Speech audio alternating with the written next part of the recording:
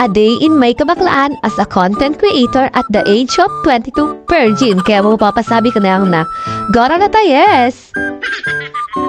Yo! Good morning mga ka-virgin! Isang panibagong araw na naman at syempre papasok na naman tayo sa school. Kaya samahan niyo ako sa isang A Day in My Life vlog. Let's go! Kung saan nakita ko ang mga klase ko ng re-review dahil may exam na kami. Sa part yung ito, nag-i-exam na kami. Pagkatapos nga ng exam namin, itong kaklase kong bakla, nagpapaganda na naman dahil may meeting daw sila ng kanyang jowa. Sa part ng ito, nagtitiktok kami ng ating mga kaklase. Wakala mo nga magagaling sumayo pero mga tuog naman. Ito nga ay nakailang take kami kakatiktok dahil hindi namin napukuha ang tamang step ng pagtiktok. Ito nga sa part na ito, nakita ng mga kaklase ko na may nakaset up akong cellphone. Hindi nila nakita.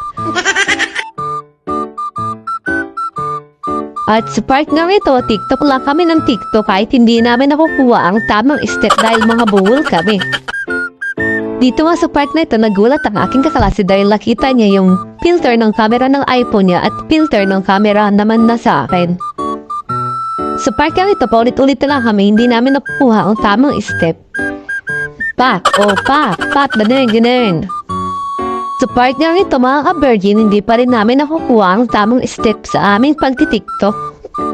O yung mga ka-virgin, baka hindi talaga para sa amin ang pagtitiktok. Pero ito kaklase kong bakla, todo-todo sa pagtitiktok kahit mukhang tuog naman ang kanyang pagsasayaw. At ayun na nga mga ka-virgin, natapos din ang isang mahabang pero sobrang saya na araw sa school. Pagod pero worth it. Kung nag-enjoy kayo sa vlog na ito, please like, follow, and share. Thank you!